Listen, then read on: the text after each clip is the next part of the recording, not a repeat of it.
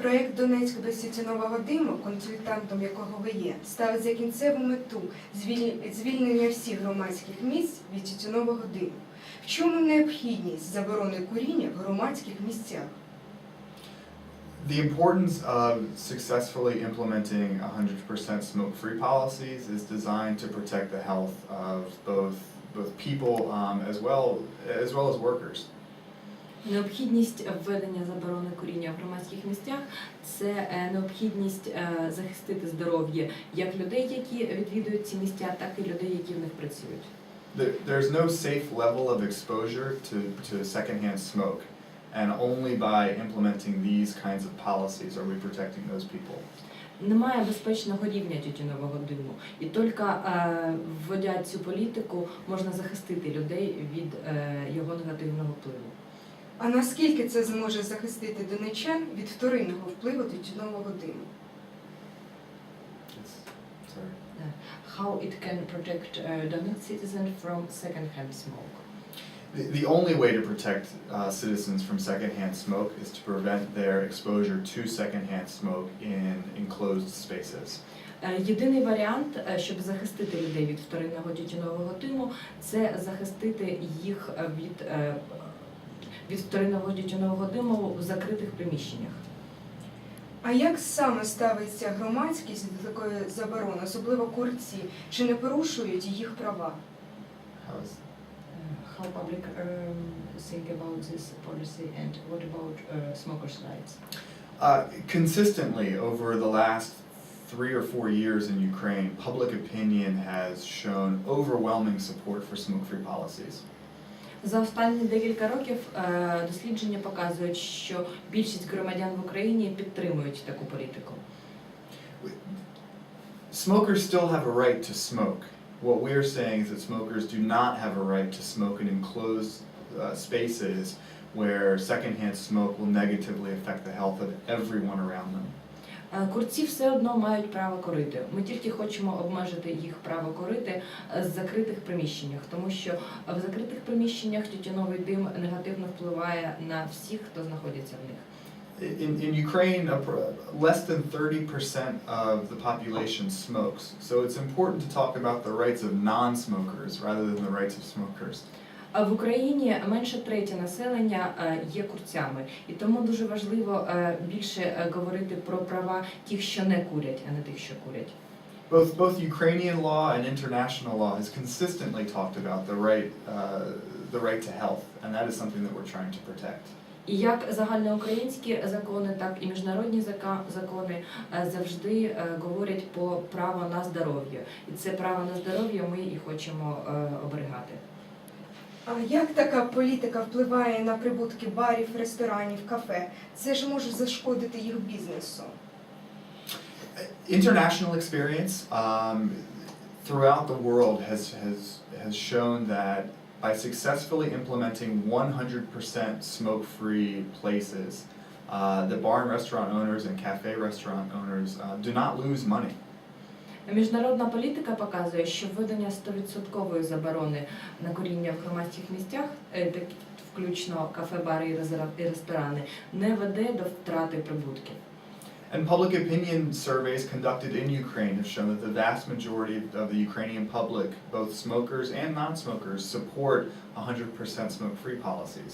І дослідження, яке було проведено в Україні, показує, що 80% населення, з них як курці, так і не курці, підтримують введення заборони куріння в публічних місцях.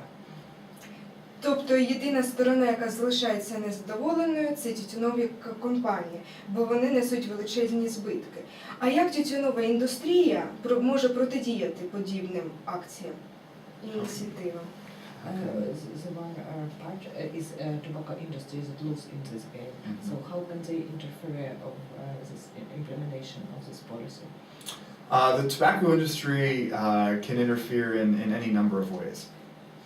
Тютюнова індустрія може впливати дуже багатьма підхідами. One important way that they interfere is providing funding for corporate social responsibility programs.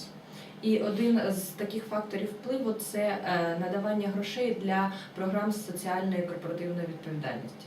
And they do this in order to show the public and policymakers that they're a normal industry just like any other.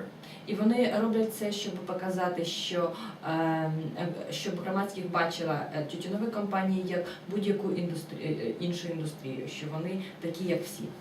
And they use this to gain influence with policymakers and with the public. І також вони це використовують, щоб мати вплив як на політиків, так і на загальну громадськість. But it's important for both the public and for policymakers to understand that this is an industry whose product kills everyone who uses it. Але дуже важливо як громадськості, так і політикам розуміти, що тютюнова індустрія – це та індустрія, яка продукує продукт, який вбиває людей. This is an industry that is benefiting from selling a product that has a terrible effect on the overall health of the Ukrainian people. Це та індустрія, яка заробляє гроші на тому, що продає продукт, який веде до поганих ефектів українських людей. And the tobacco industry will talk about the rights of smokers. І якраз тютюнова індустрія почне розповідати про права курців. But in a country where the vast majority of people do not smoke and the vast majority of people support smoke-free policies, we think that that argument is nonsense. Але в тій країні, коли більшість громадян не є курцями, в тій країні, де більшість громадян підтримують заборону куріння в публічних місцях, то такі заяви тютюнових компаній – це нонсенс. На вашу думку, які перспективи має Україна і Донецьк, зокрема, щодо звільнення громадських місць від тютюнового диму, і чи не утопічна ця ідея? I think that if national Ukrainian policymakers and policymakers in Donetsk are serious about protecting the health of people, protecting the health of children, that establishing and successfully implementing 100% smoke-free policies will go a very long way in achieving those goals. Я вважаю, що якщо українські національні політики і політики на місцевому рівні в Донецьку серйозно ставиться щодо захищення здоров'я населення, щодо захищення здоров'я дітей, то введення такої політики буде мати дуже хороші результати.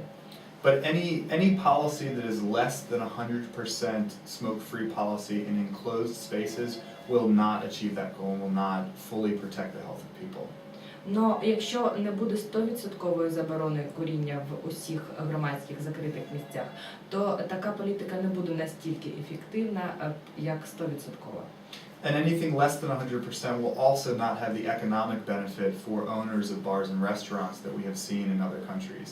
І в той же час 100% заборона куріння не принесе до збитків власників кафе, барів і ресторанів, так як ми бачили на прикладі інших країн. Дякую, Дейв.